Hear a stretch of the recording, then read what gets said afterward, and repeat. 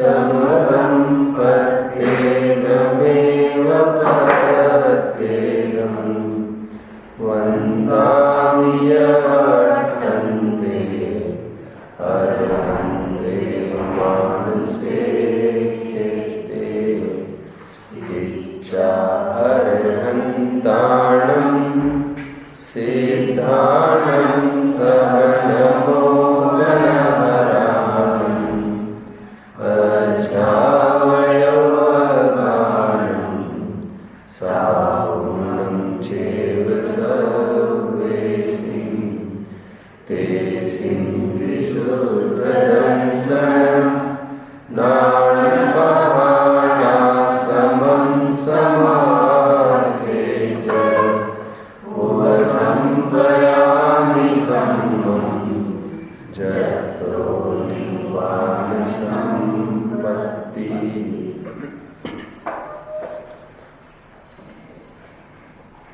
ग्रंथाधिराज प्रवचन सार में ज्ञान तत्व प्रज्ञापन अधिकार के अंतर्गत शुद्धोपयोग तथा अनंत ज्ञान इन दो अंतराधिकारों की चर्चा करने के उपरांत अनंत सुख इस अंतराधिकार की भी हमने चर्चा की। 3 अंतराधिकार है, सब डिविजन्स पहले अधिकार में, शुद्धोपयोग, अनंत ज्ञान और अनंत सुख। 3 तो हुए आपने और चौथा चलना है, आज से प्रारंभ होगा। प्रस्तावना है 12 गाथाओं की प्रवचन सार में, पीठिका। जो संक्षेप बुद्धि वाले हैं, जो थोड़े में अपना काम निकालने की ट्रिक जानते हैं, वे जीव समय बर्बाद मत करें, प्रवचन सुनने में फिजूल समय खराब मत करें। हमने विस्तार रुचि वालों के लिए ये करुणा की है कि जिनको समझ में नहीं आई बात, उनके लिए 275 गाथा है। You are not bound to sit for the entire period. ये दिल्ली में किरण बेदी है ना, वो रिटायर्ड इंस्पेक्टर, उन्होंने अभी एक स्कूल कॉलेज प्रारंभ किया है। भारत में अपने आप में वो पहला ही एक सैंपल है, विदेशी पैटर्न पर चलेगा वो। उसकी विशेषता ये है कि आपका एज क्राइटेरिया कुछ मायने नहीं रखेगा। आपकी दम हो, आप सीधे फर्स्ट स्टैंडर्ड से आप 5th की एग्ज़ाम दे दो, हमें कोई आपत्ति नहीं। क्योंकि किसी की एक बुद्धि है कि हम 1 महीने में पूरा पार लगा सकते हैं, वो काहे के लिए 1 साल खराब करें फिजूल में। समझ में आता है। इसलिए विदेश में 14-14, 15-15 साल के आपको MBBS और MD मिलेंगे। वो सबकी बुद्धि न्यारी है ना। ये विशेष बुद्धिवंतों के लिए विशेष अवसर होता है। इसी प्रकार यहाँ पर भी 275 गाथाएं आपको सुनना जरूरी नहीं है। 12 गाथाओं में पूरी पीठिका भूमिका तैयार हो गई। फिर विशेष रुचि वालों के लिए सबसे पहला अधिकार लिखा है शुद्धोपयोग अधिकार। कोई भी चीज़ का प्रारंभ करते हैं शुद्धोपयोग से प्रारंभ होता है। मे भी समय सार, मे भी एनी ग्रंथ्स, जहाँ पर कुंद है वहाँ पर शुद्धोपयोग का प्रकरण निरंतर हावी बना रहेगा। पहला अधिकार दिया है शुद्धोपयोग अधिकार। लोक में भोजन करने के पहले ये पद्धति है, नैवेद्य के रूप में चढ़ा देते हैं, बाहर रास्ते पर फेंक देते हैं। उसको कौन खाता है क्या मालूम। भगवान के नाम पर वे तो फेंक देते हैं, अपना काम खाली कर देते हैं। हम नैवेद्य के रूप में हम यहाँ पर चढ़ाते हैं, लेकिन हम भगवान को नहीं चढ़ाते। हम भगवान की साक्षी में अपने त्याग समर्पण का प्रतीक है। वो भोग थोड़ी है हमारे यहाँ, जैनी है हम लोग। भगवान तो अतीत हो गए, उन तो भगवान है भी नहीं है। भगवान की प्रतिकृति खड़ी की है, और एक तो एक प्रकार से कि महापुरुष के सामने वी आर एडमिटिंग, हम एडमिट कर रहे हैं, हम स्वीकार कर रहे हैं कि हमसे बहुत भारी गलती हो रही है, तो ये त्याग करने को आया। लोक में पद्धति है कि पहला ग्रास निकाला जाए, यहाँ पर यह पद्धति है कि पहला ग्रास शुद्धोपयोग को दिया जाए, और फिर अवसर मिले तो दूसरों की सोचेंगे। ये स्वार्थ भरा मार्ग है, परमार्थ का कोई काम नहीं है यहाँ पर, परार्थ का। शुद्धोपयोग का प्रकरण सबसे पहले आया, फिर शुद्धोपयोग के फल स्वरूप अनंत ज्ञान होता है, अनंत ज्ञान की चर्चा की, पूरी ज्ञान स्वभाव कैसे फंक्शन करता है, वो कैसी स्वाधीनता है उसकी, और एक भी गे रहा नहीं है उसके जानने में। सकल गे गए तदपि निजानंद रसलीन, तो निजानंद रसलीन की बात आनंद सुख के प्रकरण में उठा दी है ना। अब एक चौथा अधिकार आज प्रारंभ होगा। मजेदार विषय है ये सब, बहुत अच्छे है, प्रेरक है। एक भूदरदास जी का भजन चलता था, मैंने थोड़े दिन पहले भी कहा था, सुखते दुख दुखते सुख होई, सुख चारों गति में नहीं होई। उसका अर्थ एक विद्वान ऐसा करते थे कि दुख से सुख होई, सुख से दुख होई मतलब जो यहाँ पर बहुत दुख भोगेगा, यहाँ पर क्या, जो दुख भोगेगा उसको सुख की प्राप्ति होगी, जो सुख भोगेगा उसको दुख की प्राप्ति होगी। भूदरदास जी ने क्या लिखा छंद, बोलो रिपीट। दुख होई दुखते सुख होई, सुखते दुख होई, आगे लिखते हैं सुख चारों गति में नहीं होई। उसका अर्थ क्या करते थे विद्वान, थोड़ा सुख भोगोगे तो दुख की प्राप्ति होगी फल के रूप में, और थोड़ा दुख अभी भोग लोगे तो सुख की प्राप्ति होगी। लोक में भी ऐसा कहते हुए लोग मिलते हैं, अभी थोड़ी मेहनत कर लो, थोड़ा दुख भोग लो अभी, तुम्हारा फ्यूचर एकदम सटासट अच्छा जाएगा। अभी खूब इन्वेस्ट कर लो, अभी मेहनत कर लो, 10, 12, 15 साल ये कमाने की बात है, अभी खूब मेहनत कर लो, फिर ऐश ही ऐश करना है हमको बुढ़ापे में। ऐसा प्रचलित कथन है। अभी हम थोड़ा सा दुख भोगेंगे सम्यक, अभी बहुत जी जान लगा के मेहनत करोगे, फिर सुख ही सुख है फिर आगे। और हर एक माँ बाप अपने बच्चों का ऐसा बोलते ही है, जबकि वे स्पष्ट देख रहे हैं ये क्या सुख भोग रहे हैं, ये तो हमारे पीछे विकल्प कर रहे हैं। और इससे उल्टा भी लोग कहते हैं अभी थोड़ा सा सुख भोगोगे, थोड़े से सुख के पीछे बहुत दुख भोगना पड़ेगा बेटा, सोच समझ कर कदम उठाना जीवन में। समझ में आ रहा है? अभी थोड़े में ही उसने थोड़ी उसकी नीयत बिगड़ी, इतना काम किया, देखो आज सड़ रहा है जेल में। उसने थोड़ा इतना सा अपराध किया, थोड़े से सुख के पीछे आने वाले कितने दुख को नहीं देखता है।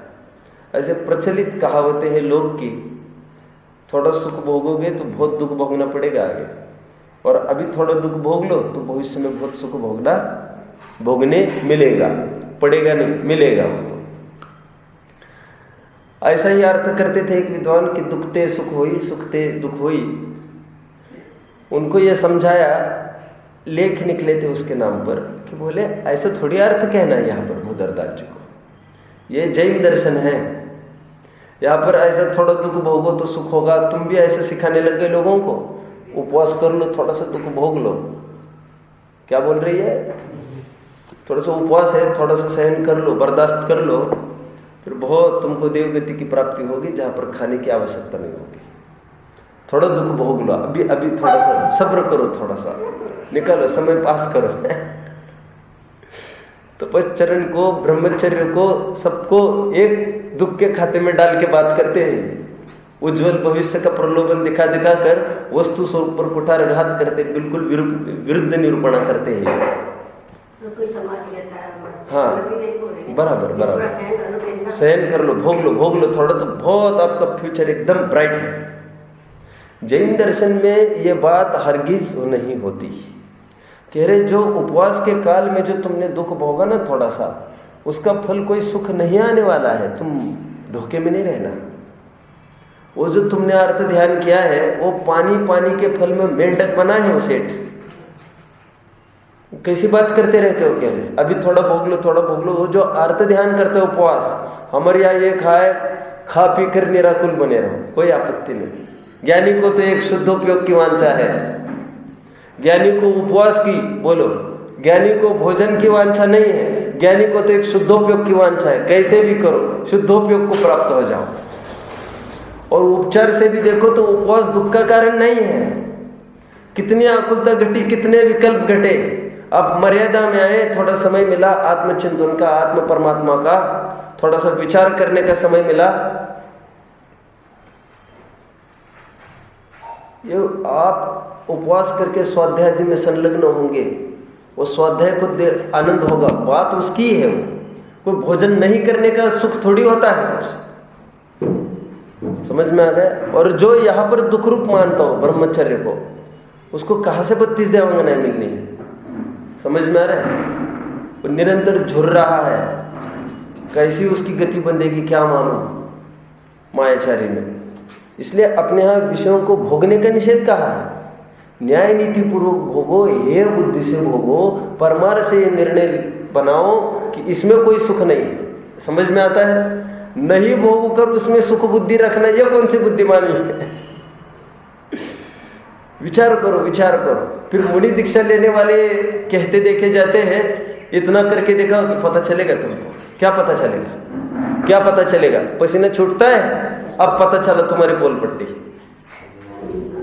मतलब जो अभी दुख रूप देखता है उसका फल कोई भविष्य में अच्छा आने वाला नहीं है।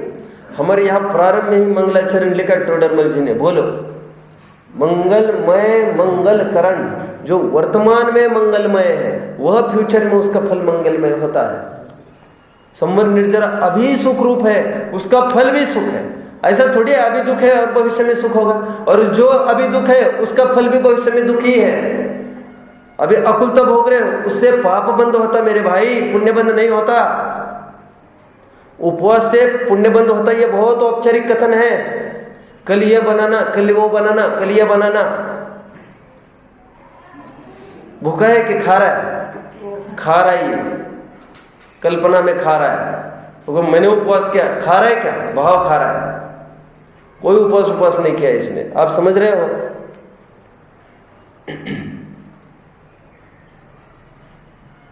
परिणाम गिरा, नो क्लेम। क्रियाओं को कोई भरोसा नहीं अपने यहां। समझ में आता है? इसलिए श्रीमद जी कहते हैं वह सुख सदा ही त्याग जरे पश्चात जिसके दुख भरा। कायदे से वो लाइन भी वो वैसी नहीं है। अर्थ ऐसा विचारना है, वह सुख सदा ही त्याग जरे पश्चात जिसके दुख भरा। वह दुख ही है, वो इंद्रिय सुख परमार्थ में दुख ही है। वर्तमान में आकुलता हुई, वर्तमान में दुख रूप है ही संकल्प विकल्प। अभी इससे पाप बंधेगा, भविष्य में उदय ऐसा आएगा, फिर वहां पर व्यग्र होगा ये अगेन। ये समझ में आ रहा है? अभी एक प्रश्न शंकाकार को खड़ा हुआ है। आपने अभी अनंत ज्ञान का स्वरूप दिखाया, ऐसा जानते हैं, एक घर में बैठकर संपूर्ण जगत का ज्ञान। लेकिन यह पद किनको मिलता है? ये निर्लोभी जीवों को मिलता है। प्रेसिडेंट का पीए कौन बनता है? नहीं समझ में आया। पेट्रोल के रेट कल घटने वाले हैं, फाइनेंस मिनिस्ट्री में बात सेट हो गई। जब मीटिंग में सेट हो रही है बात, अभी ये लीक नहीं है इंडिया में, वर्ल्ड में कहीं भी, और पीए अगल बगल में सब खड़े हैं। सबसे पहले उनको रिपोर्ट मिलती है, सब एक एक चीज़, पेट्रोल के भाव आज गिरने वाले हैं, और फटाफट वो कहते जाओ इसको सब, जब मिनिस्ट्री में सबकी सिग्नेचर्स लेना है इसकी। अब इसके बीच में थोड़ा फोन लगाए घर पर, भैया आज एक बैरल खरीद के रख देना 40 लीटर का, लॉटरी लगेगी तुम्हारी। Out, dismiss. उसको 1 सेकंड में बाहर कर देंगे। जिसको बिल्कुल भी लोभ नहीं है, नया नया गे सामने आ रहा है, मैं किस किस को बताऊँ, कितना हर्ष हो रहा है, उसको वहां पर 1 सेकंड खड़े नहीं रहने देते।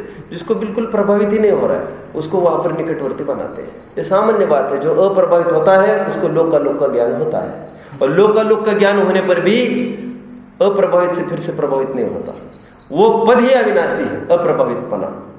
पूरे सर्वज्ञता की चर्चा की, अनंत सुख की चर्चा की। अनंत सुख के प्रकरण में भी प्रकारांतर से किसकी चर्चा कर रहे थे मुक्ति? अनंत सुख का प्रकरण इतना हमने पढ़ा, वो तो ज्ञान की तो चल ही रही थी, लेकिन इंद्रिय सुख की ही दुखरूपता दिखा रहे थे बार बार बार बार बार बार। अनंत ज्ञान में तो अनंत ज्ञान का स्वरूप बताया, अनंत सुख में अनंत सुख की चर्चा करो ना। कैसे करें अनंत सुख की चर्चा? ये लोगों को इंद्रिय सुख ही परिचित है, वही से ही पूरा निरूपण कराया है, समझ में आ रहा है। और लोक में यहाँ तक प्रचलित हो गए हैं कि सिद्ध भगवान सुखी है। कितने सुखी है? इंद्रों से अनंत गुना सुखी है। तो कह रहे अनंत गुना गुणन फल जिसके साथ तुमने लगाया है इंद्रों से अनंत गुना सुखी सिद्ध भगवान। इंद्र कितने सुखी? कितने सुखी इंद्र? 0। और 0 को गुणन फल लगाओ, 0 मल्टीप्लाइड बाय अनंत, सिद्ध अनंत दुखी होंगे सिद्ध, क्योंकि ये थोड़ी सुखी है जो उनका गुणन फल तुम वहां लगा रहे। ये मैथमेटिक्स से नहीं पार पड़ेगी। ये तो कहा, ये छोड़ो इसको फालतू बातों को, इंद्रिय सुख को लेके बैठा है। एक प्रचलित कथा है ना, बैलगाड़ी चलाता था एक आदमी और वो लेके गए, जमाई पहली बार जा रहा था ससुराल, तो सेठ हो गया, आप क्या दोगे पहले? तो बोले मैं 4 आने दे दूंगा तुमको, लेकिन तुमको 2 दिन वही रहना पड़ेगा, लेके आना पड़ेगा मुझे फिर से। ठीक है। बोले और? बोले 4 आने के साथ तुम मुझे वहां पर रबड़ी खिलाओगे? नहीं सॉरी, क्या क्या बोल रहे हो? रबड़ी नहीं हुआ, गुडराब। क्या? गुडराब खिलानी पड़ेगी आपको। गुडराब नहीं समझते आप लोग? गया जमाना गुडराब का। पुराने जमाने में गुडराब बनती थी, गुड़ से बना वही चीज है, समझ लो। तो वो कहते गुडराब खिलानी पड़ेगी आपको। जमाई ने कहा ठीक है खिलाऊंगा। तो गए वहां पर, अब 2 दिन वहां रहना था, भोजन पान सब उन्हीं के यहाँ होना ही था। तो उसने थोड़ी निगाहें घुमाकर जमाई की तरफ इशारा करके कहा मुझे गुडराब चाहिए। जमाई ने कहा मिलेगी। अब भोजन चालू होने को वो थाली में चारों तरफ देख रहा है बार बार, उसको गुडराब नहीं दिख रही है, तमा गया। ये धोखा हुआ है बहुत बड़ा मेरे साथ। तो थाली भरी है, उस मूर्ख को ये समझ में नहीं आ रहा है कि अब एक से बढ़कर एक आइटम रखे हैं। गुडराब को कौन पूछता है रबड़ी के बीच में? ये दूध और मावी की चीजें हैं सब। और वो फिर गुडराब की तरफ, उसने गुडराब के अलावा बड़ी चीज कोई खाई नहीं थी जीवन में। उसको 10-5 जनों ने पकड़ लिया हाथ पैर और जबरदस्ती से मुंह खोल के और रबड़ी डाल दी। जैसे डाल दी एकदम जैसे बेहोश होने के बाद एकदम शांत पड़ जाता है अनस्थीसिया का, वैसे एकदम शांत पड़ गया। और फिर उसको समझ में आए अपन गुडराब में जो सुख बुद्धि मान बैठे वो हमारी कूप मंड कृति है। बाहर निकल कर देखो बहुत सारी चीजें हैं। ठीक उसी प्रकार यहाँ पर अनंत सुख अधिकार में भी इंद्रिय सुख की चर्चा की। इंद्रिय सुख की हेयता दिखाई और उससे विलक्षण वो सुख है, अतीन्द्रिय है, अतीन्द्रिय। अभी एक प्रश्न शंकाकार को सहज उत्पन्न हुआ है। शुद्धोपयोग, अनंत ज्ञान, अनंत सुख अधिकार के बाद एक प्रश्न शंकाकार को उत्पन्न हुआ है कि ठीक है सिद्ध भगवान अनंत सुख भोगते हैं, ये हमने माना। ये जो इंद्रियों का सुख है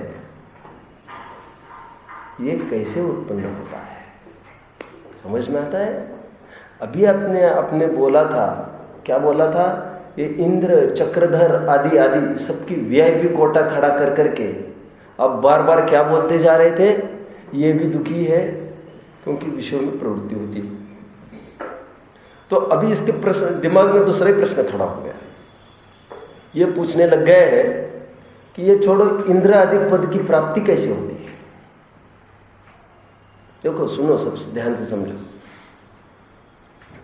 यदि हमारे सामने कोई ऐसा श्रोता पूछने लग जाए, हम कह रहे देखो इंद्रिय सुख सुख नहीं है, ये सब पराधीनता है, पराधीन, तुलसीदास बोलो, पराधीन सपने हो सुख नहीं। थोड़ी सी भी पराधीनता बर्दाश्त नहीं लोक में। इतना भी कोई कहे ना, तुम फिर एक काम करना, तो उससे पैसा ले लेना, तुम काम चला लेना, उससे मैं नहीं मांगने वाला, वो मुझे आकर दे। इतनी सी भी बर्दाश्त नहीं है पराधीनता लोक में। देखो हम अपने कमरे से बाहर नहीं निकलते, हम ये ना काम नहीं कर सकते, समझ में आ रहा है? बिल्कुल पहली बार गया था मंगलायतन में, तो फिर पवन जी का फोन आया, उनको कोई शंका ही, बोले मुझे समाधान चाहिए, तो बोले कि आप इसमें देख लेना। मैंने कहा मेरे पास ये जिनवानी नहीं है। तो उन्होंने कहा आप फ़ोन कर लेना, आपके कमरे में सब आ जाएगा। मैंने कहा मैं नहीं करूँगा फ़ोन आप करना, आप पहुँचा देना। एकदम उत्तेजित होकर बोले कैसी बात करते हो, आप यहाँ के मालिक हो? अरे आप समझते हो, हमको जिस स्थान पे है हमको उस स्थान पे रहने दो, हम किसी को फ़ोन नहीं करेंगे। वो हमको रेडीमेड टेबल पर ला कर रखे एक एक चीज़। सम्यक समझ में आ रहा है? हमको पराधीनता कहाँ बर्दाश्त है लोग में, थोड़ी भी नहीं, बिल्कुल नहीं। लोग कहते ना हमें दान देना है, बताना कहाँ देना है। हम ये कहते हैं अभी हमारे ज्ञान में नहीं, तो लोग तुरंत कहते जब भी आपके ज्ञान में हमको बोल देना। हम बोलेंगे नहीं, बड़ी आपत्ति है। तो फिर हम पूछते रहेंगे हर महीने महीने आपको, हम हाँ नहीं कह रहे हैं। हम ये भी नहीं कह सकते आप पूछते रहना फिर हमको, अरे तुम पूछना हो तो पूछना और जिस राइट पॉइंट पर चाहिए हम बोल देंगे ठीक है लग रहे हैं। पहले दिन भी नहीं है ये नहीं बोलेंगे कि हाँ कल लग सकते हैं। सम्यक समझ में आ रहा है? बात कहाँ चल रही है कि हमारे सामने हम अनंत सुख की चर्चा कर रहे थे और ये कह रहे थे कि इंद्रिय सुख बहुत पराधीन है। ठीक है, ताक ताक के देखना पड़ता है तब जाकर एक थाली मिलेगी भोजन करने के लिए। ताक ताक के देखना पड़ेगा फिर नक्की होगा आपकी शादी इनके साथ होगी। ये कितनी पराधीनता आ गई, कितना कालखंड पड़ गया इसमें, और फिर एडजस्टमेंट भी करना ही पड़ता है इसमें। तो कह रहे ये इंद्रिय सुख कोई सुख नहीं है। हम यहाँ पर प्रवचन में बता रहे, जितने में एक जन ने पूछा कि इंद्रियों का सुख जो है वो किसके बल पर खड़ा मिलता है, तो एकदम विद्वान का रुख कैसा होगा, मुख भी और रुख भी एकदम रुख उसका एकदम ऐसा हो जाएगा, बोले हम चर्चा कर रहे क्या और ये क्या पूछने लग गया। हम उसकी धज्जियां उड़ा रहे हैं इंद्रिय सुख की, और फिर ये पूछ रहे इंद्रों की हमने खबर ली है अच्छे से आगे, इंद्र नरेंद्र असुरेंद्रों की। और फिर ये प्रश्न खड़ा ये हो रहा है ये पद मिलते कैसे हैं। हम तुरंत एक सेकंड में उसको आउट कर सकते हैं। तुमको तो कभी सुख की तुमको तो बस ऐसी कोई बात चलती, तुम्हारे मुंह में पानी भरा आता है, तुम्हारे जैसों का कोई काम नहीं है, गेट आउट। बहुत अच्छे से हैंडल कर रहे हैं यहाँ पर आचार्य, मनोवैज्ञानिक है, सब ढंगी है। एक सेकंड में कोई गेट आउट ऐसी बात नहीं है। टोडरमल जी साहब के सामने भी मोक्ष मार्ग प्रकाशक में पेज नंबर 7 पर एक प्रकरण खड़ा हुआ।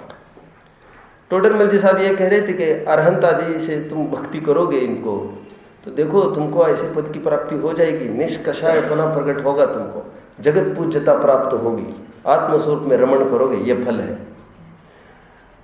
लेकिन जीव तो अपने शरीर का है, वो तो ये पूछ रहा है कि पंडित जी साहब ये तो ठीक है इनकी भक्ति से हमको मुक्ति की प्राप्ति होगी, लेकिन कुछ कपड़ा मकान रोटी कोई गाड़ी बंगला कुछ सुविधाएं कुछ मिलेगा ऐसा इंद्रिय सुख। टोडरमल जी साहब ने उसको उखाड़ नहीं फेंका, तुम्हारी तो दृष्टि खराब है, नियति बिगड़ी है तुम्हारी, तुम हल्की सोच वाले हो, गेट आउट ऐसा नहीं। टोडरमल जी साहब कहते हैं हाँ हाँ हाँ, बोले मिलता ही है वो बीच में, अनुक्रम कहीं क्या है, पद शिव पद लहे, ये बीच में मिले आप थे आप, मिलता है बोले, ये बीच में मिलता जाएगा, ये बोले बहुत मिलता है, बात सही है। और कह रहे कोई प्रतिकूलता आएगी तो इंद्र आदि ये तुम्हारी रक्षा करते हैं, ताले तोड़े मांगे कौन, मानतुंगाचार्य के, उनके ताले तोड़े, उनकी बेड़ी तोड़ी, कौन हो, चंदन बाला की, उनके आग का पानी कर दिया सीता का, वो सोमा सती का वो सांप का हार कर दिया। ऐसी बहुत बातें हैं बोले, ऐसे होता रहता है। टोडरमल जी कह रहे हैं ये भी मिलेगा तुमको,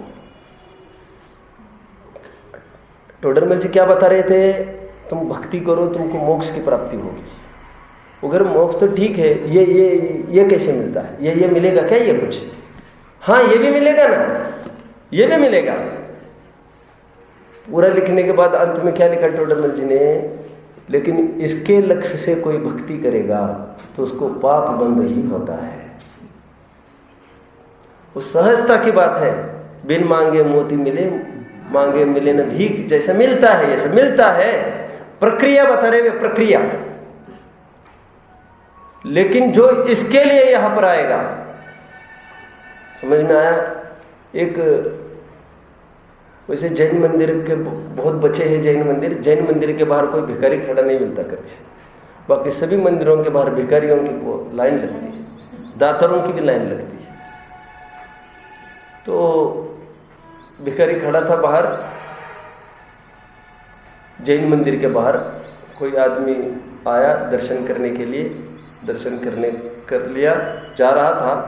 भिखारी की उसकी कुछ हो गई, भिखारी ने कुछ मांगा होगा, उसने मना कर दिया, कुछ हुआ होगा। तो भिखारी ने उसको ये कहा कि तू मूर्ख है, मैं तो बुद्धिमान भिखारी हूँ, तू मूर्ख भिखारी है। क्यों? कह रहे हैं हम तो इतने अकल रखते हैं कि तुम्हारे पास 1 लाख रुपए है तो तुमसे हमने 1-2 रुपए मांगे, लेकिन तुम तो इतने मूर्ख हो जिसके पास कोई नहीं, उससे तुम लाखों करोड़ों मांगे जा रहे हो। इतना दिमाग तो हम भी चलाते, बोले जिसके पास कुछ नहीं तुम कैसे मांगे। टोडरमल जी साहब क्या कह रहे हैं, यदि इस प्रयोजन से तुम भक्ति करोगे लौकिक उपलब्धि की, तो पाप बंद ही होगा। बहुत करारे शब्दों में बात की है उन्होंने, इसका फल अच्छा नहीं निकलेगा। फिर 274 पेज पर ऐसा बोले कि कोई लोग आकर भगवान के सामने भी बहुत मांगते रहते हैं।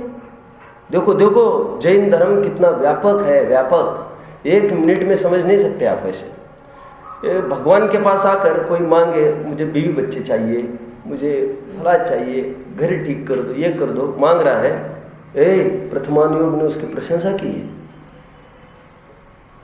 अब धक्के देकर तुरंत बाहर निकलने की क्यों बात रखते हैं? श्री गुरु तो सबके उपकारी है, जिनोपदेश सबके लिए उपकारी। कौन कहाँ पर खड़ा है, कौन कहाँ पर खड़ा है, फिर उसकी प्रशंसा कैसे करी प्रथमानुयोग ने? वो तो भीख मांग रहा है यहाँ पर, कह रही ये तो निकांक्षित भाव का घात हो गया, निकांक्षित भाव का, और निदान नामक अर्थ ध्यान हो गया। भगवान नहीं कह रहे हमने पीठ थपथपाई है, वो भीख मांगने के लिए नहीं पीठ थपथपाई है। कह रहे इतनी प्रतिकूल परिस्थिति पर चाहे जहां नहीं जा रहा है वो यहीं पर आ रहा है। अरे पत्नी हमको रोजाना जिद कर करके कोई चीज मांग रही है, प्रथमा ने उसकी प्रशंसा करता है। कैसे प्रशंसा करता है उसकी? इसको बिल्कुल संतोषी वृत्ति नहीं, जब चाहे मांगती रहती है। मरने की कीमत पर भी ऐसा कभी नहीं सोचती, मुझे पड़ोस से जुगाड़ लग सकती है, मैं वहां से ही प्रयास करूं। मरने की कीमत पर भी नहीं, जो भी होगा हमारे पति सब कुछ है, उतना पार्ट तो प्रशंसनीय ही है। पीठ थपथपाओ उसकी। कितनी भी प्रतिकूलता आने पर दूसरों के दरवाजे पर नहीं जाता है। लोग कहते हैं ना हमारे पिताजी बहुत अच्छे हैं, भाई शराब भी पीते, घर में आकर पीते हैं, यहाँ वहाँ नहीं। देखो देखो वो प्रशंसा का पार्ट किसको खड़ा कर रहा है? अरे प्रथमानुयोग है, सर्वव्यापक है। शराब पीने के कारण प्रशंसनीय नहीं है, शराब पीकर दंगा नहीं करते। तुम हमारे पिता को समझाओ, हमारे पिता का अनुकरण करे, आदर्श गजब हो गया। मतलब उसके पिता भी आदर्श है, ये बोल रहे हो। कभी किसी को बात करते देखिए हमारे पिताजी ने? चुपचाप आके पीते चुपचाप, और बिल्कुल एक कमरे में, कोई गाली नहीं, गलोच नहीं, कभी नहीं, बहुत शांत परिणाम, शांत शांत शांत। देखो प्रशंसा का फैक्टर शराब पीने की बात नहीं चल रही है हमारे। दूसरों को परेशान नहीं करते हम। यह कहते यहाँ पर मांगने की प्रशंसा नहीं है, इसका खंडन मैंने आप भी कर दिया। मूर्ख भिखारी है ये, जिसके पास कुछ नहीं उसको मांग रहा है। लेकिन कह रहे कहीं जाता नहीं है, नहीं। प्रथमानुयोग की शैली समझनी चाहिए। यहाँ पर भी शंका करे पूछ रहा है कि अनंत सुख का तो आपने स्वरूप बता दिया, लेकिन इंद्र आदि पद की प्राप्ति कैसे होती है? देखो उसके मुंह में लार नहीं आ रही है, लोभ नहीं हो रहा है कि मुझे वहां जाना। वो तो पूछ रहा है प्रक्रिया, पूछ रहा है कि इंद्रिय सुख का कारण क्या। इंद्रिय सुख का उपाय नहीं पूछ रहा है।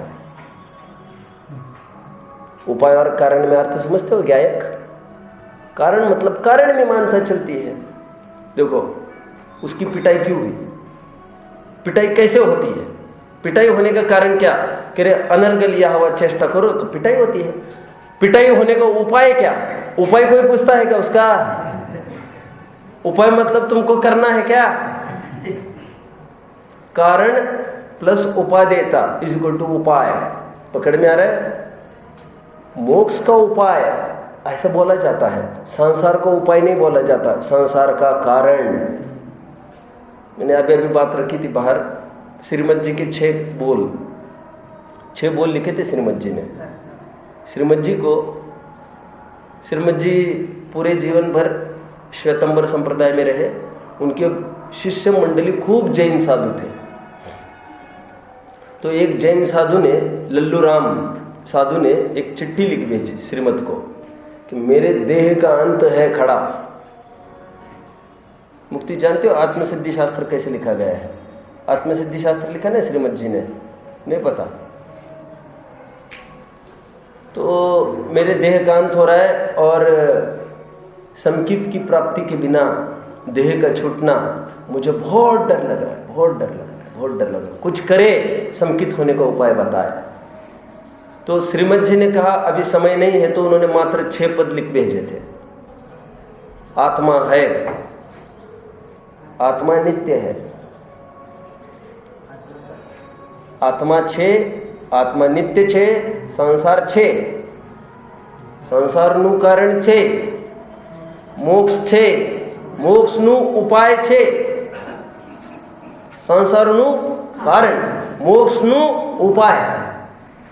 मोक्ष का कारण नहीं, कारण भी कह सकते वहां पर तो, लेकिन तुम बढ़ो, कारण प्लस बढ़ो इज इक्वल टू उपाय। और संसार का उपाय नहीं, क्योंकि कोई यत्न नहीं करता उसके लिए। संसार का कारण 6 पद ये क्या है? ये 6 पद 7 तत्व ही तो लिखे थे श्रीमद ने, इतना ही लिख भेजा था श्रीमद ने। चिट्ठी मिली उनको, 1-2 दिन में देहांत हो गया था उनका। तो श्रीमद जी को ऐसा लगा बाद में कि उन्होंने कितना समझा होगा, कितना नहीं। तो इन 6 पद को आधार बनाकर फिर आत्मसिद्धि शास्त्र लिखा था लालटेन में। लालटेन में वो लालटेन हाथ में पकड़े थे, कौन, क्या नाम था? अंबालाल।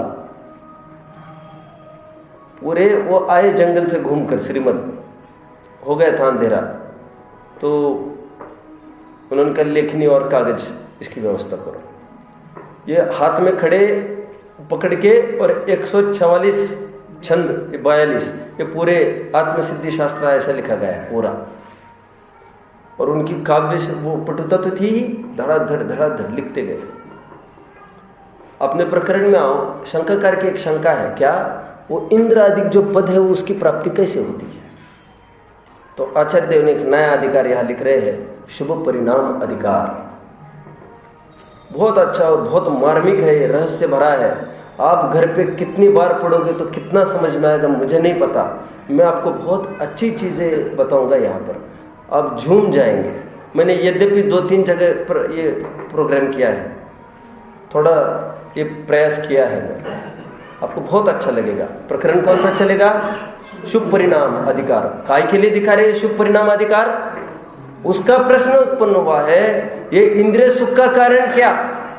माना इंद्रिय सुख दुख रूप है, लेकिन फिर भी पूछ रहा है क्या कारण है? वो उपाय नहीं पूछ रहा है। उसको बातों को थोड़ा गौर करो, उसको फटाफट नीचे बिठाने की आदत मत डालो, चाहे जो बकता रहता है कुछ भी प्रश्न। चुप रहे, डोंट अवॉइड। मैंने आपको पहले भी कहा था, बड़ी सभा में एक जन खड़ा हुआ और वो पूछ रहा है, कल जो आपने बात रखी सीता का हरण हो गया, वो हरण का फिर से सीता हुई कि नहीं हुई? ये तो पता है आपको, नींद में सुन रहा था रामायण। सीता का हरण हो गया तो दूसरे दिन पूछ रहे पंडित जी फिर वो हरण का फिर से सीता हुई कि नहीं? ऐसा शंकाकार नहीं है वो। देखो शंकाकार कैसा है, सम्यक शंकाकार ऐसा है, कल रामायण गौर से सुनी है उसने, आज तक 1 महीने का प्रोग्राम चला रामायण का। होता है ना, जैनेतरों में खास होता है ऐसा। उनके यहाँ तो वही कहानी किस्से ही है, और दूसरों उनके यहाँ कोई तत्व ज्ञान तो हो ही नहीं सकता। अपने यहाँ तो उसको नंबर ही नहीं लग रहा बेचारे को। बीच में किसी ने निकाल दिया तो बना दिया। तो कोई ऐसे भी लोग होते हैं, पंडित जी कहानी सुनाया करो बीच में। क्यों भैया, ये कहानी नहीं है क्या? पई कछु कहू कही मुनि, तो क्या है ऊपर की लाइन बोलो, दास भ्रमण की है बहु कथा। ये तुम्हारी कथा ही चल रही है। कथा मतलब क्या समझते हो तुम? राजा होना जरूरी है क्या कथा के लिए? कैसी बात करता है? ये तुम्हारी कथा है, अनादि से कथा है, तुम्हारी व्यथा है। या अभी तो तुम्हें समझ में आ रही, बाद में कोई रोने वाला नहीं मिलेगा, तुम्हें भी रोना समझ में नहीं आएगा। अभी तुमको लग रहा है। कोई ऐसा भी महाभाग हो सकता है 1 महीना रामायण चले और ये पूछे 31वें दिन, साहब एक प्रश्न ये पूछ रहे, राम की सीता कौन है? हमको बड़ी हंसी आती है। मैंने आपको लिया था इससे पहले भी एक बार, लेकिन पंडित जी विद्वान है, बुद्धिमान है, मुक्ति। कोई प्रश्न पूछे आपके सभा में ऐसा कि राम की सीता कौन लगती है, और महीना भर प्रवचन बराबर कहानी सुन रहा है, आप क्या करोगे? बिठा दोगी, नहीं तो भगा दोगी, नहीं तो माथा।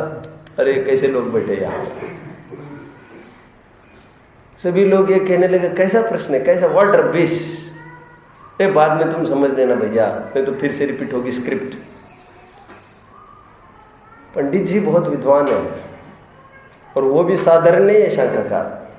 वो कह रहा है सुनो सुनो सुनो, कह रहे राम की सीता कौन? मैं इसलिए पूछ रहा हूँ क्योंकि मुझे फर्क ही समझ में नहीं आ रहा है राम में और रावण में। मैं तो ये देख रहा हूँ, रावण ने तो उसको बोलो तळ हाताच्या फोडासारखं, वो फोड़े सामान उसको संभाला है घर पर, और बराबर सिक्योरिटी लगा दी है, बार बार उसको भोजन का पूछ रहा है, पट्टरानी बनाऊंगा बोल रहा है। कितना आदर सम्मान, सबको एक तरफ रख दिया है। पट्टरानी भी सब देख तक नहीं रहा है। एक पूरा ज्ञान करके कौन बना है? सीता। एक तरफ रावण है और एक तरफ वो राम है, कह रहे हैं, जो उसको अकेली छोड़कर चला गया है। और छोड़कर चला गया, फिर वो कैसे हाल भोग रही है, और फिर अग्नि परीक्षा सब हो गए, वो शीलवती होते हुए भी उसको कह रहे गेट आउट।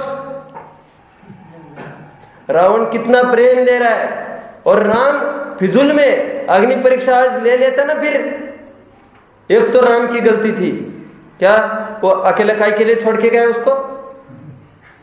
एक तो उसकी सुरक्षा की पूरी ड्यूटी थी, सिक्योरिटी गार्ड्स लगा के चला जाता, लेकिन कुछ नहीं सही, अकेले एक तो छोड़ गए और फिर कुछ हो गए, फिर उसी के नाम पर बरस रही है। और ये बात अच्छी नहीं हो रही, कह रहे। उसका प्रश्न कितना जायज है, आपको समझ में आ रहा है? वो कह रहे हैं राम कितना अन्यायी है, राम कितना हत्यारा है, और रावण ने सब कुछ गौण करके वो प्रेम से, हरण नहीं कह रहे हो, वो प्रेम से उसको अपने महल में ले गया है। ये जंगल में निकाल रहा है, वो महल में रख रहा है। हमको तो कुछ फर्क नहीं, ऐसा समझ में आ रहा है कि ये तो राक्षस, तो हमको राम ही दिख रहा है। ये प्रश्न है उसका। दम है कि नहीं प्रश्न में? इसके प्रश्न में भी बहुत दम है। क्या प्रश्न में? उसको ये पूछ रहा है, ये ठीक है इंद्रिय सुख है, इंद्रिय सुख मिलता कैसे है? बोले कारण पूछ रहा है, बस उसको धक्के मार के बाहर मत निकालो। तो आचार्य देव ने एक अधिकार लिख दिया, शुभ परिणाम अधिकार। शुभ परिणाम से ये इंद्र, नरेंद्र आदि की प्राप्ति होती है। आगे चल के कहेंगे, वैसे मैं आपको कह ही दूं, ये किसके शुभ परिणाम, लेकिन ये सम्यक दृष्टि के शुभ परिणाम। बहुत अच्छा लगेगा प्रकरण। ये पेज नंबर 123 पर हूँ मैं एक गाथा का अर्थ भी पढ़ूंगा यहाँ पर। फिर कुछ रहस्य की बातें निकलनी है इसमें से, जिसको मैं कह रहा हूँ ना बार बार। आप घर पे पढ़ते तो कितना ध्यान में आता कह नहीं सकते, उसको मैं थोड़ा सा ध्यान करा रहा हूँ अभी। ये उत्थानी का देखे, अब इंद्रिय सुख स्वरूप संबंधी विचार को लेकर उसके इंद्रिय सुख के साधन का स्वरूप कहते हैं, शुभोपयोग का स्वरूप कहते हैं। इंद्रिय सुख का साधन कौन? शुभ भाव। देखिए, पहले मैं आपको सबको एक थोड़ी सी बात बताऊँ स्टार्टर सॉल्व के लिए, नई बात। देखो, अपने यहाँ 3 शब्द है, मोह, राग, द्वेष। मोह एकांत दुख रूप है, मोह पाप रूप है, मेरा मेरा का भाव। द्वेष पूरा पाप रूप है। राग के 2 खाते खोलो आप। बीवी बच्चों के प्रति राग, वो भी एकांत पाप रूप है। भोग सामग्री, बच्चों को प्रॉपर्टी कमाने का भाव, एकांत पाप रूप है। तुम भोग के लिए सामग्री जुटा रहे हो, उसके लिए। समझ में आ रहा है? स्वयं तो विरक्त होते जा रहे हो, उसके लिए ये भोगेगा, ये घूमेगा, ये फिरेगा, जुटा रहे उनके लिए। ये क्या हो गया? ये पाप। मोह, राग, द्वेष। मोह तो पूर्ण पाप रूप है, द्वेष भी पूरा पाप रूप है, और राग का आधा हिस्सा, बीवी बच्चों के प्रति का राग, विषय भोग का राग, ये भी पाप रूप है। 3 में से 2.5 तो पाप रूप ही हो गए। अब आधा बचा है राग। वो राग देवशास्त्र गुरु की भक्ति का है, उसमें पुण्य होगा। खड़े रहने का नहीं है वो पुण्य, वो भाव का है तुम्हारे पुण्य। और भीख नहीं मांगनी है यहां पर आकर फिर से। समझ में आ रहा है? देखो, सबके भगवान घूमते हैं, अपने भगवान नहीं घूमते हैं। भगवान के भी बहुत खराब दिन आए हैं आजकल। लोग थोड़े थोड़े से 10-20 पैसे के लिए, 10-20 पैसे तो खत्म हो गए, हमारे काल की बात कर रहा हूँ। 10-20 को कौन पूछता है? एंटिक मॉडल हो गया अभी। पहले ऐसा होता था। हाँ,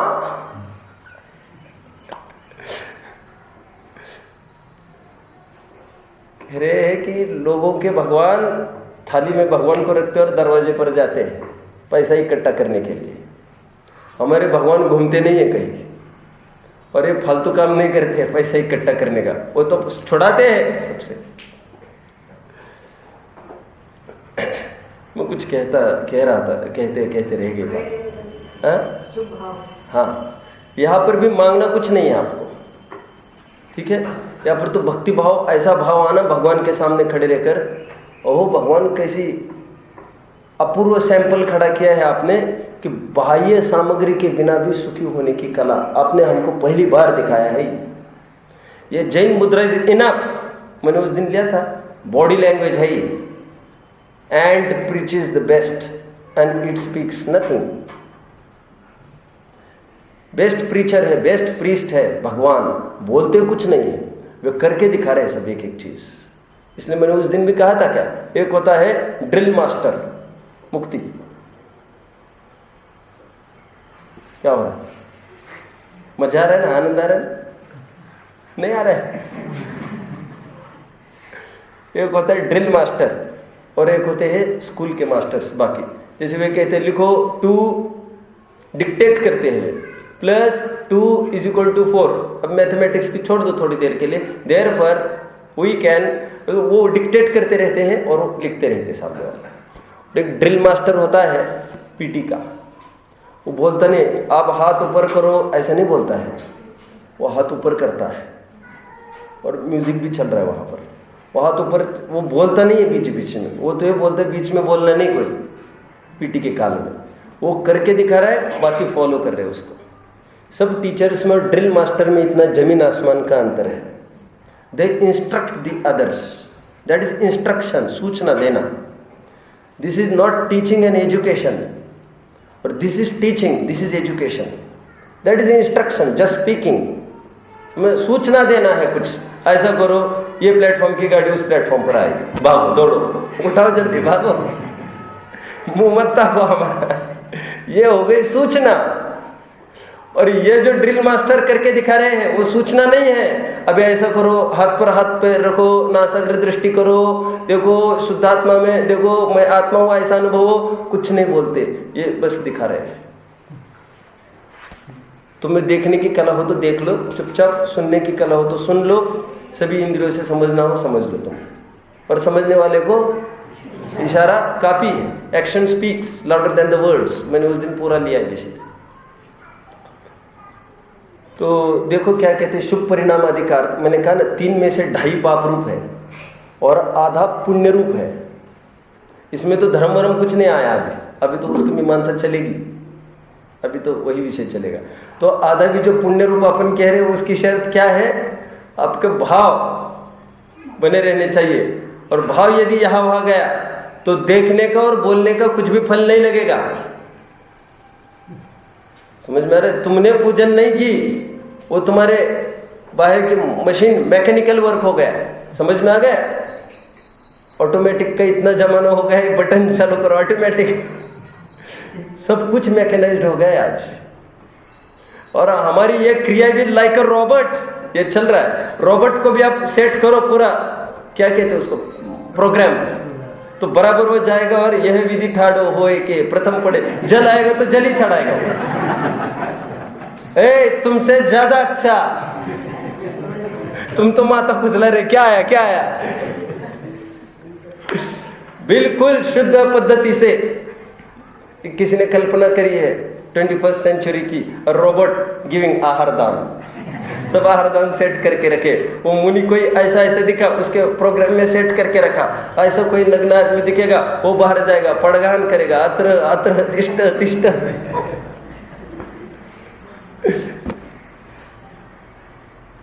अरे माइंड का फंक्शन होना चाहिए कुछ, भाव भाव भावना भववर्धिनी, भावना भवनाशिनी, पूरा भावों का ही खेल है अपने। जब करते हो आप उसके तपश्चरण को निर्जरा का कारण बोल दिया, और हम इतने सूख रहे हैं तप कर करके, हमारे कोई तप को निर्जरा नहीं बोल रहा है। अरे भैया तू यहाँ तो रास्ते पर मत चिल्ला, क्या चाहते हो तुम बोलो। कह रहे हो उसके तो तुम तपश्चरण को निर्जरा बोल रहे हो, किसके? वो सम्यक दृष्टि के। और हम इतने तप कर करके सूख रहे, उसको कोई निर्जरा का कारण नहीं बताया। सुन सुन सुन सुन, उसके भी कोई बाह्य क्रिया को थोड़ी निर्जरा का कारण बताया। अरे बाह्य क्रिया के काल में जो उसको शुद्ध भाव हुआ, अभी शुभ भाव भी ले लो थोड़ी देर के लिए, अकाम निर्जरा होती है ना उससे, वो जो भाव हुआ वो निर्जरा का कारण है। ना तुम्हारी क्रिया का कोई फल है, ना उसकी क्रिया का फल है। ये कोई पक्षपात थोड़ी चल रहा है यहाँ पर। लेकिन वो शुभ भाव, वो शुद्ध भाव कर रहा है तो सहचर पर आरोप आता है। यहां पर तो सहचर ही नहीं है, आरोप आरोप भी नहीं है, कुछ काम। सम्यक समझ में आ रहा है क्या कहा? क्या है न्याय इसमें? ज्ञानी का तपश्चरण ये निर्जरा का हेतु है क्या? और अज्ञानी का तपश्चरण निर्जरा का हेतु नहीं है? अरे बाबा, तपश्चरण तो किसी की भी निर्जरा का हेतु नहीं होता। वो तो अंदर में शुद्ध भाव होता है, तो बहिरंग तब फिर आरोप जाता है कि उन्होंने इतना इतना ध्यान लगाया और आखिरकार कर्मों को खत्म ही कर दिया। समझ में आ रहा है? वो 6 महीने का आरोप क्यों चला है पहले का? क्योंकि आखिर इनको शुद्धोपयोग की प्राप्ति हुई, इसीलिए। वो नहीं होता तो पहले 6 डोंकी वर्क चल रहे। डोंकी वर्क समझते हो? गधा मजूरी, यहां से वहां डंपिंग, यहां से वहां डंपिंग। कौन ब्रेन वर्क नहीं, कोई बुद्धि से काम नहीं ले रहा है। समझ में आ रहा है? गाथा अनव्यर्थ 69 पेज। देव गुरु और यति की पूजा में मिल रहा है। रहस्य की बात मैं थोड़ा बीज अभी डाल रहा हूँ, समय देखो कितना मिलता है। बहुत महत्वपूर्ण बात का उद्घाटन होगा और ये कंटिन्यूएशन में कल चलेगा। जो आ जाए है डोंट मिस टुमारो शो, मजा नहीं आएगा। और जो नए आने वाले हैं उनको थोड़ा समझा बुझा कर लेके आना। नए आने वालों को तो रोक नहीं लगा सकते आपने, लेकिन उनको समझा बुझा कर लेके आना। प्रकरण क्या चलेगा देखो, अभी शुभ परिणाम की बात चलने वाली है। गाथा देखो, पहले रहस्य की बात बताता हूँ। देव गुरु और यति की पूजा में, दान में एवं सुशीलों में और उपवास आदि में लीन आत्मा शुभोपयोगात्मक है। गाथा समझ में आई? इसमें रहस्य की बात थोड़ी मैं बताता हूँ आगे। देव गुरु और यति की पूजा, गुरु और यति तो एक ही बात है। गुरु पूजा मतलब क्या लेंगे? पूजा मतलब ऐसी वाली पूजा थोड़ी लेनी है यहाँ पर। अतिथि पूजा, कहाँ पर अतिथि पूजा किसको कहा? सुनो सुनो सुनो, अच्छी बात बताओ थोड़ी, लेकिन ये थोड़ी सी प्रमेय बहुल है। ये अतिथि समविभाग व्रत है ना? क्या है अतिथि समविभाग व्रत? ये शिक्षा व्रत का एक व्रत है, अतिथि समविभाग व्रत। उसको अतिथि संविभाग व्रत को समंत भद्र ने क्या शब्द दिया? वैयावृत्य। और कुन स्वामी ने उसके लिए एक और शब्द दिया है, अतिथि पूजा। समझ रहे आप? अध्ययन करना पड़ेगा इसको आपको। मैं तो ऐसी बातें कहने को डर जाता हूँ बहुत। क्या बोला उन्होंने? मैं इतना सारा क्यों घुमाया? कुन स्वामी को, समंत भद्र स्वामी को और उमा स्वामी को, तीनों आचार्यों को क्यों रखा मैंने? क्यों रखा बोलेगा कोई? मुझे आता है दिखाने को। अरे आचार्य उमा स्वामी क्या कह रहे थे? अतिथि संविभाग व्रत। समंत भद्र स्वामी उसको क्या बोल रहे हैं? वैयावृत्य। कुन स्वामी उसी को क्या बोलते हैं? अतिथि पूजा। मैं इतना सारा क्यों बोल रहा हूँ? पूजा मतलब ये वाली पूजा नहीं लेना, ये नहीं लेना, इतनी ही नहीं लेना, ये भी आएगी तो बहुत अंश है उसका। लेकिन अतिथि पूजा मतलब मुनि, अतिथि मतलब मुनि, मुनि की पूजा मतलब मुनि को आहार दान देना, ये पूजा में चला जाएगा। वसतिकाओं की व्यवस्था, कुछ उपकरण देने लायक हो तो उपकरण देना, उनकी वाणी सुनना, ये सब अतिथि पूजा में चला जाएगा।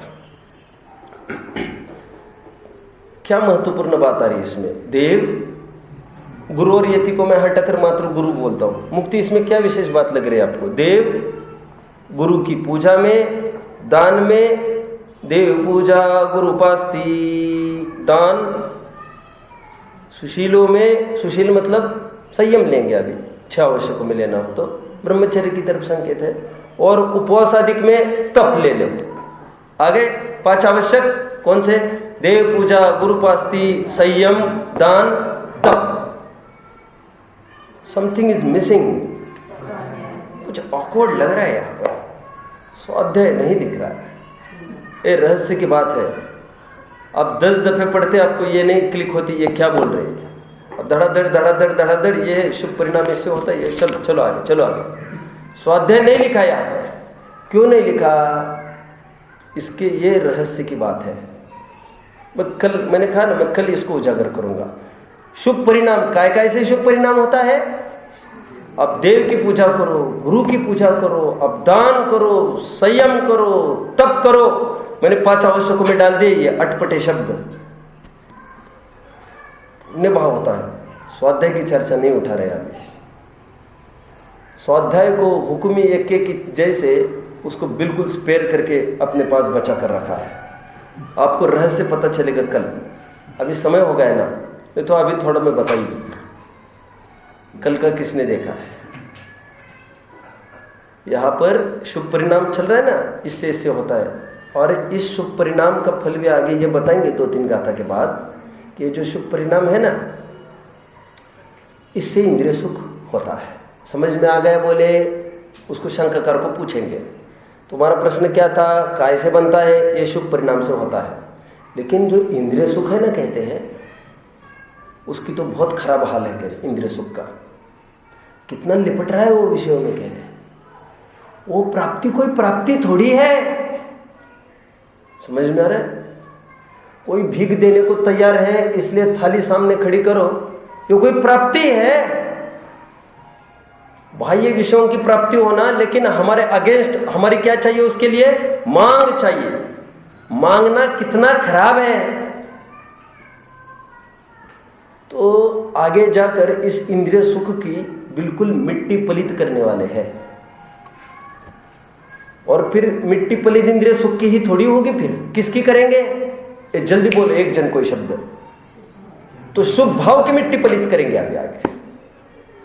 वो इंद्रिय सुख इतना दुखरूप है, तो इंद्रिय सुख का कारण वो शुभ परिणाम वो भी दुखरूप। बोलो नया पाठ पढ़ो, भगवान की भक्ति करना दुखरूप है, और यति की पूजा दुखरूप है, दान दुखरूप है, सुशील उपवास दुखरूप है।